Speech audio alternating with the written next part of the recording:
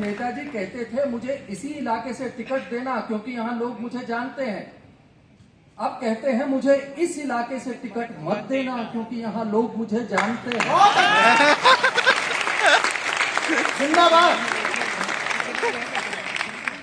पहले भाई शब्द का अर्थ होता था जो मुसीबत से उबार ले, और अब मुंबई और दुबई में भाई के दौर में भाई शब्द का अर्थ हो गया है जो मुसीबत में डाल दे। पहले बुद्धिमान शब्द का अर्थ होता था जो अपने साथ वाले को भी बुद्धिमान बना दे। अब बुद्धिमान शब्द के अर्थ में इतनी तरक्की कर ली है कि बुद्धिमान शब्द का अर्थ हो गया है जो अपने साथ वाले को बेवकूफ बना दे। वाह वाह वाह वाह वाह वाह, क्या कहने। पहले कोई देर रात घर से जाता अकेले तो माँ कहती थी चिंता मत कर चला जा कोई मिल जाएगा। अब कहती है मत जा कोई मिल जाएगा। हाय हाय हाय हाय। शब्द वही हैं, अर्थ बदल गए हैं, लगातार बदल रहे हैं। ऐसे में मैंने कुछ छोटी छोटी कविताओं के जरिए जिंदगी के लिए जरूरी कुछ शब्दों के अर्थ बचाने की कोशिश की है। वही कोशिश यहाँ भी करता हूँ। कविताएं नहीं है ये, आपकी चेतना को निमंत्रण है कि आइए जुड़ें और जिंदगी के लिए जरूरी कुछ शब्दों के अर्थ बचाने की कोशिश करें। पहली कोशिश, पहली कविता, पहला शब्द परंपरा। आवाज का मतलब सिर्फ चिल्लाना या मिमियाना नहीं होता। आवाज का मतलब सिर्फ चिल्लाना या मिमियाना नहीं होता। जी जी, खामोशी का मतलब सहन हाँ, करना। वो आपकी कविताएं हमें याद है भाई साहब। सिर्फ चिल्लाना या मिमियाना नहीं होता। खामोशी का मतलब सिर्फ सहमत होना या सहम जाना नहीं होता। सांसों का मतलब सिर्फ शरीर को जिंदा रखना नहीं है। जीभ का मतलब सिर्फ गालियां देना और मिठाइयां चखना नहीं है। पांव नहीं है सिर्फ मुलायम गलीचों पर बढ़ाने के लिए, और हाथ नहीं है चंद नपुंसक सुविधाओं में उलझ जाने के लिए। आवाज वो जो द्वार पे सहमे खड़े सुदामा ने सुनी थी।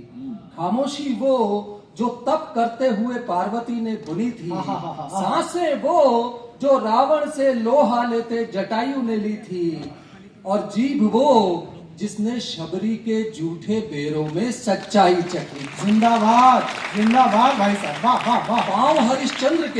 पांव हरिश्चंद्र के जो भाषा के लिए शमशान तक बढ़ गए थे, और हाथ एकलव्य के जो गुरुकुल गए बिना भी धनुर्विद्या के महामंत्र पढ़ गए। वाह वाह वाह। यूं तो समय की नदी में घटनाओं के सिलसिले बहते रहते हैं, पर जो आज को हौसला दे परंपरा उसी को कहते हैं। परंपरा उसी को कहते हैं। बहुत बहुत धन्यवाद, आपने मेरा निमंत्रण स्वीकार किया। आइए एक और छोटी सी कविता के जरिए एक और शब्द का अर्थ बचाने की कोशिश करें। और ये कोशिश मैं नेताजी सुभाष चंद्र बोस की पावन स्मृति को समर्पित करता हूँ। स्वागत भाई साहब। शब्द है साहस। जटायु के एक कटे पंख ने दूसरे से कहा होगा तू दायां पंख, पर रावण का प्रहार पहले मैंने सहा। दूसरा बोला तू अभी तक पहले और बाद के विवाद पे ठहरा है, इधर देख मेरा घाव तेरे घाव से कहीं गहरा है। क्या कहने।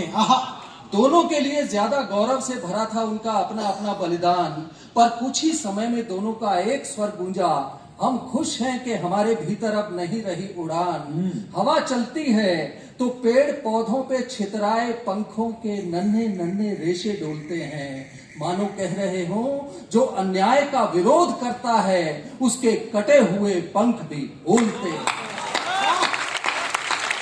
जो अन्याय का विरोध करता है उसके कटे हुए पंख भी बोलते हैं। आतताई शक्ति का समंदर हमेशा ईमान की छोटी सी कश्ती से हारता है, और रावण को राम से पहले एक परिंदे का साहस मारता है। एक परिंदे का साहस मारता है। बहुत बहुत धन्यवाद। आइए एक और शब्द का अर्थ बचाने की कोशिश करें एक और छोटी सी कविता के जरिए, और वो शब्द है तरक्की। इतनी सड़कें, इतने वाहन, इतने पुल कभी नहीं थे दुनिया में, कभी नहीं था आदमी इतना अकेला। हाय हाय।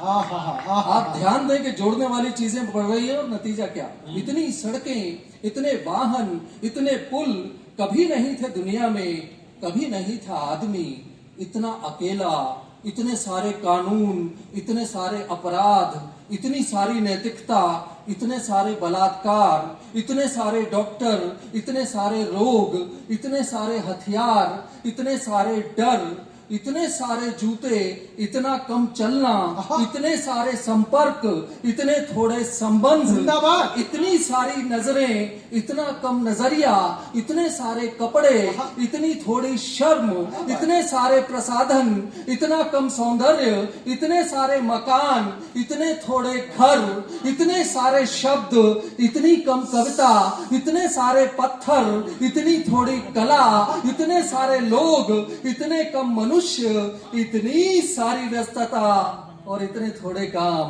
बाहरी तरक्की तुझे दोनों हाथों से सलाम। बहुत अच्छे भाई साहब, बहुत अच्छे।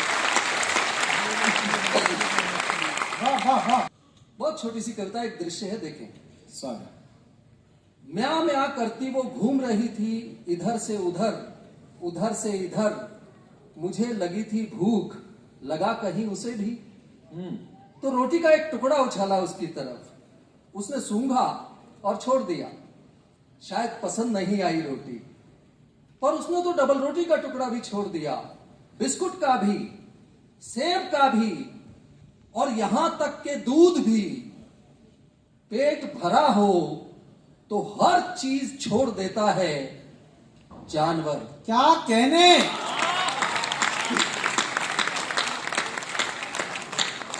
वाह वाह वाह, एक शब्द में। माध्यम से इस कविता में मैंने 2 शब्द चित्र बनाने की कोशिश की है। दोनों शब्द चित्र आपके सामने रखता हूं। शायद आपके मन में तीसरा चित्र बिना बनाए बने, अगर बनाए तो सूचित कीजिए। स्वागत भाई साहब। कविता का शीर्षक है बूढ़ा। 2 शब्द चित्र संवादों में प्रस्तुत हैं, देखें। बुढ़ा खाम खा रोटियां तोड़ता है, बुढ़ा हर आने जाने वाले को घूरता है, बुढ़ा सफाई वाली से मजाक करता है, बुढ़ा ढंग के कपड़े नहीं पहनता, बुढ़ा सारी सारी रात कानों में घुस के खांसता है, बुढ़े ने घर को नरक बना रखा है, मर गया करता बुढ़ा मरता भी नहीं। सुनते सुनते आखिर मर गया बूढ़ा। वो बड़ा अच्छा था, आटा पिसवा लाता था, सफाई वाली से अच्छी तरह सफाई कराता था, सादगी से रहता था, बच्चों को खाना सिखाता था, उसके रहते घर को ताला नहीं लगाना पड़ा कभी। बुजुर्ग आदमी का तो होना ही बहुत होता है, सुनने के लिए अब नहीं है बूढ़ा।